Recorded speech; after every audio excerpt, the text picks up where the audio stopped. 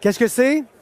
C'est pas un vrai Ziploc, c'est le même principe, la même logique. Vous avez à l'intérieur de ça un téléphone qui flotte là-dedans depuis de nombreuses heures. Oui, c'est exactement le même principe. Et là, je ne l'ouvrirai pas parce que si je défais, on va avoir un beau dégât par terre. Donc, je vais le déposer ici à l'instant. Ce que vous avez vu derrière moi, c'est évidemment un aquarium avec les téléphones personnels des membres de l'équipe de cette entreprise. Ce qu'on vous propose, ce sont de petits sacs, donc rappelant effectivement les fameux Ziploc, sauf qu'ils sont différents au niveau de leur attache. Des sacs qui sont de différents formats pour pouvoir mettre votre iPhone ou encore mettre votre tablette. Comme vous le voyez à l'écran derrière, il y a différents formats qui sont disponibles.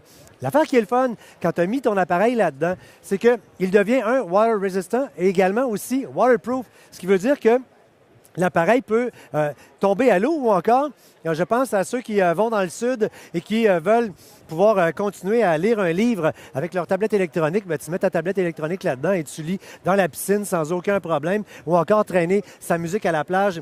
Et là, ce qu'on va faire comme test, c'est que je vais appuyer sur... Et là, j'appelle Linda avec le cellulaire du monsieur. Et regardez ici, dans une seconde, le temps que... Regarde. Tada, tada! Donc, le téléphone est en train de recevoir l'appel et il est à l'intérieur de l'aquarium. Évidemment que la personne ne peut pas répondre. C'est une démonstration.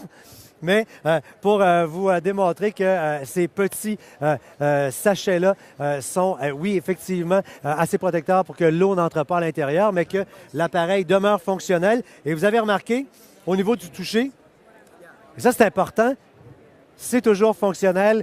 Les détails et les différents formats sont sur le site. On va rappeler Linda, c'est pas moi qui paye. Let's go.